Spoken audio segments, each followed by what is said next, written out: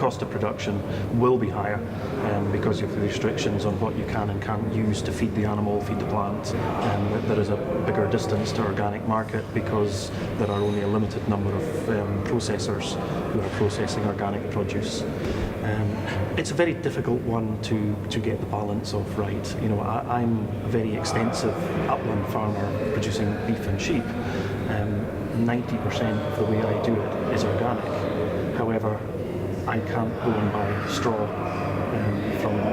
in quantities I require that make it economically viable for me to convert to organic, and I need the straw for bedding for the cattle. It's not that they eat it, it's just for bedding. So that is a barrier to me turning organic. However, I'm 90% of the way there. I think we've got a long way to go before it would be the answer. It is one of a number of answers. In fact, my farm is organic. We're producing, well, say we produce 100 tonne of grain, we're going to be producing 70 tonne of grain of that, if that, at the same time. Plus your crops are, you know, it's you need the animals and blood to produce the organic side of it. So the whole process would be less, definitely. No, quite simply, you have more extensive, you have far higher labour costs, and in cattle, control of worms, lice, you just can't do it. Without nitrogen, fertiliser, without your wormers, your production will be far less than half, I would say. So you're needing to be more extensive, use more land, more resources and more labour. Yes, you probably would. But you would also lose biodiversity by having to take in more ground that is not being cultivated to get your production to where you are before. In fact, you probably couldn't do it. Okay. But, you know, if you're going to target one thing, you can always find one thing that will work. But whether the whole package works together, probably not. You're shifting your problem along. It may fall outside your criteria, but it's still a problem you're shifting along the road. Yeah, there is a significant difference in yields.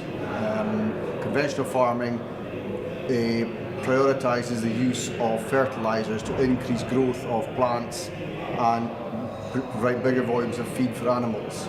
Your organic farming is dependent on clovers and legumes to produce the nitrogen, to produce grass, and you'll not get the same output. And there's a number of occasions where organic farming has to revert to using conventional treatments and therapies to get the animals over a disease problem. Well, for example, liver fluke.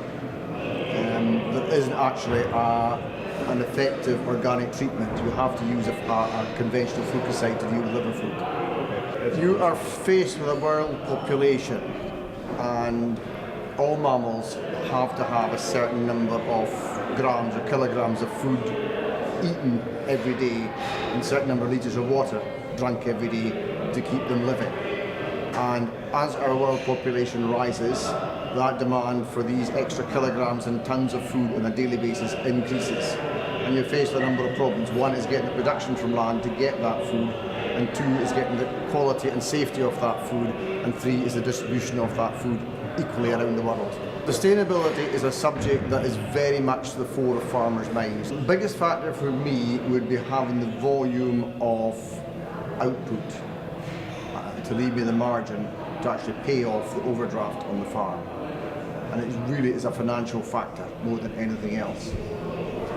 So if we want to encourage farmers to go organic, I think we need to see basically the subsidy rulebook ripped up, put together again in a completely different manner. And it's probably doable. And I think that a carrot is always better than a stick for making people change.